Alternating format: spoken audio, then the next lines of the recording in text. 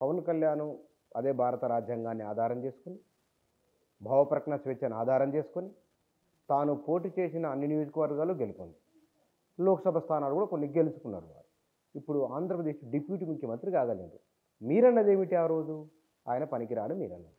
ఇప్పుడు ఆ స్టేట్మెంట్ మీద చాలా చాలా అద్భుతమైన క్వశ్చన్ సార్. ఇది ప్రజలందరికీ తెలవాలని కోరుకుంటున్నా, భారతదేశానికే తెలియాలి.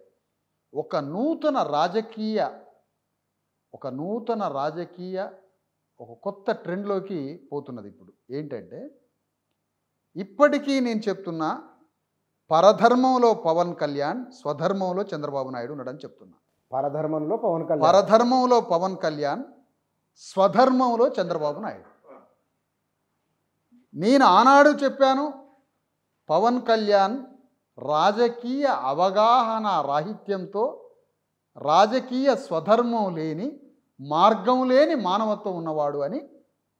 ఈ రోజుకి అదే స్టాండ్ మీద ఉన్నా, మొన్న అదే స్టాండ్ మీద ఉన్నా, రేపు అదే స్టాండ్ మీద ఉంటా. ఇక చూడండి, పవన్ కళ్యాణ్ అనే వ్యక్తి సమాజంలో ఒక మంచి గ్లామర్ పాత్రలో ఆకర్షణ శక్తి ఉన్నటువంటి ఒక గ్లామరస్ హీరో.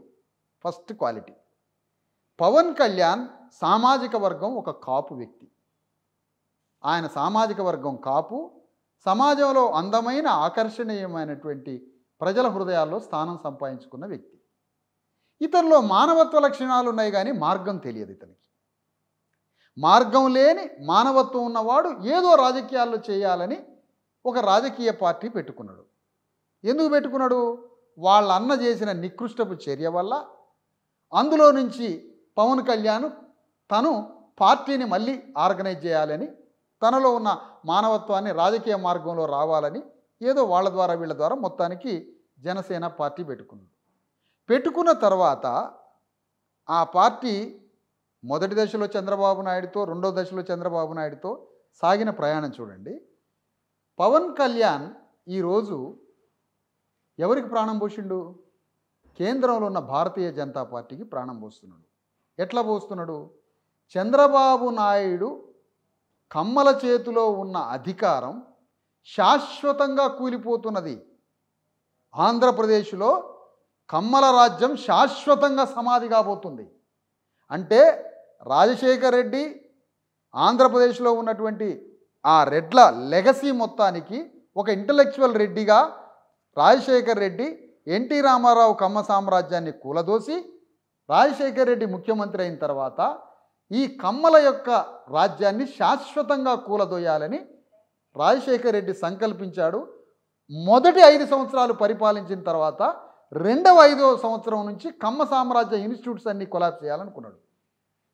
ఆ విషయాన్ని కొనసాగించాలి, రెడ్డి సామ్రాజ్యాన్ని మళ్ళీ కొనసాగించాలనుకునే సమయానికి రాజశేఖర్ రెడ్డి వెళ్ళిపోయిన తర్వాత దాని తర్వాత పరిణామాలు జరిగినాయి. ఇది మొత్తం జగన్మోహన్ రెడ్డి గ్రహించి ఉమ్మడి ఆంధ్రప్రదేశ్ నుంచి విడిపోయిన ఆంధ్రప్రదేశ్కి ముఖ్యమంత్రి అయ్యాడు. జగన్మోహన్ రెడ్డి మళ్ళీ రెడ్డి రాజ్యాన్ని స్థాపించి మొదట 5 years పరిపాలించాడు. ఇక రెండవ అంకంలోకి పోతున్నాడు జగన్మోహన్ రెడ్డి. ఎందులోకి? ఆనాడు రాజశేఖర్ రెడ్డి కమ్మ సామ్రాజ్య మూలాలన్నీ నేలమట్టం చేయాలి, నాన్ పొలిటికల్ రూట్స్ అన్నీ నేలమట్టం చేసే పనిలో జగన్మోహన్ రెడ్డి ఇక స్టార్ట్ చేసిన వర్క్.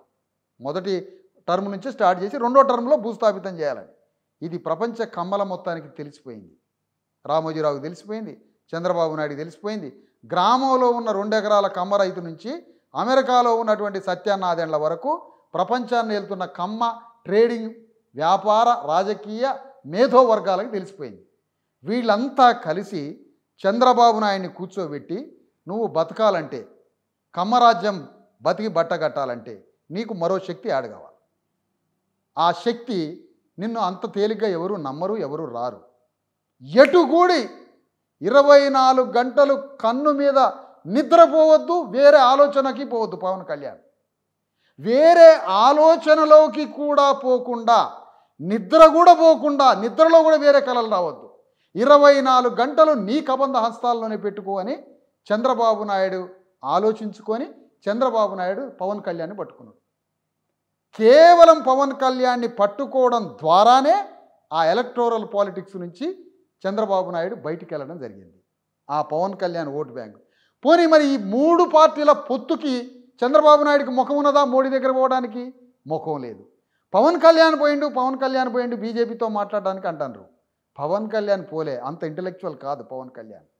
పవన్ కళ్యాణ్ చంద్రబాబు నాయుడు కూర్చొని ఒక గదిలో ఏం మాట్లాడుకుంటున్నారో గంటల తరబడి ఆ అంతఃపుర రహస్యాలని ఆలోచించడం మొదలుపెట్టాలి మనం. ఏం మాట్లాడుతున్నారు వాళ్ళిద్దరూ? నువ్వు వెళ్ళు, ఢిల్లీకి వెళ్ళు, నేను వెళ్ళలేను, నాతో పని కాదు, నువ్వే పోయి అక్కడే కూర్చొని ఈ 3 పార్టీల మధ్య ఒక పొత్తును కుదుర్చుకో. ఆ పొత్తు ద్వారా, ఆ ఓటు బ్యాంకు ద్వారా ఎలక్టోరల్కి రక్షణగా బీజేపీ ఉంటుంది. ఆ పొత్తు ద్వారా ఎలక్టోరల్ రక్షణకి, ఏది ఉమ్మడి ఆంధ్రప్రదేశ్ ఎన్నికల విధి నిర్వహణకి రక్షణగా ఉంటుంది బీజేపీ. పవన్ కళ్యాణ్ యొక్క గ్లామర్తో వచ్చే ఓటు బ్యాంకు ఈ చంద్రబాబు నాయుడు ఓటు బ్యాంక్. అంతకుముందు 1% తేడాతోటే పోయింది, 1-2. ఈ రెండింటితో అధికారంలోకి రావచ్చు. బాగా జాగ్రత్తగా వినాలి సార్. అధికారంలోకి అనుకున్నట్టుగానే పొత్తు కుదిర్చేడే పని చేసిండు. ఈయనకు ముఖం లేక చంద్రబాబుకి. పవన్ కళ్యాణ్ పొత్తు కుదుర్చుకొని వచ్చాడు. ముగ్గురు కలిసి ఎన్నికల్లోకి పోయారు. జగన్మోహన్ రెడ్డి పథకాల ద్వారా లబ్ధి పొందిన వాళ్ళు, వాళ్ళ ఓటు బ్యాంకు వాళ్ళకున్నది. ఈ రిమైనింగ్ ఓటు బ్యాంకు తోటి వీళ్ళు అధికారంలోకి వచ్చారు. ఇప్పుడు పవన్ కళ్యాణ్ ముందున్న అతిపెద్ద అసలైన కాపు కులానికి ఉన్న సహజమైన బ్రహ్మనాయుడి యొక్క పౌరుష లక్షణము, కాపులకుండే సహజమైన రోషము, కాపులకుండే సహజమైన వంగవీటి మోహన రంగాకి సంబంధించిన రాజ్య పరిపాలన స్వభావము, కాపు ధర్మము, కాపు రోషము, కాపు యొక్క ఆత్మగౌరవము, కాపు తిరుగుబాటు, కాపుల యొక్క పిల్లా వెంకటేశ్వరరావు దగ్గర నుంచి కాపుల యొక్క పోరాటం మొత్తాన్ని పవన్ కళ్యాణ్ పుణికి పుచ్చుకొని కాపుల పెద్దల మధ్య ఒక పెద్ద రాజకీయ అవగాహనతో పవన్ కళ్యాణే రేపు చంద్రబాబు నాయుడు మీద తిరుగుబాటు చేసి ఆ పొత్తు నుంచి బయటకు వచ్చి చంద్రబాబు నాయుడు మీదనే యుద్ధం ప్రకటించి ఆ ఉమ్మడి ఆంధ్రప్రదేశ్లో రాజ్యానికి కాపులు వస్తారేమో అని చంద్రబాబు నాయుడు గ్రహిస్తున్నాడు. ఈ కాపులంతా తమ సహజ కాపు పౌరుషాన్ని, కాపు ఆత్మగౌరవాన్ని, కాపులకుండే సహజ సమాజంలో నాయకత్వం వహించే ఒక లక్షణం ఉంటుంది కాపులల్లో. కమ్మలకున్నంత ఉండదు, రెడ్లకున్నంత ఉండదు.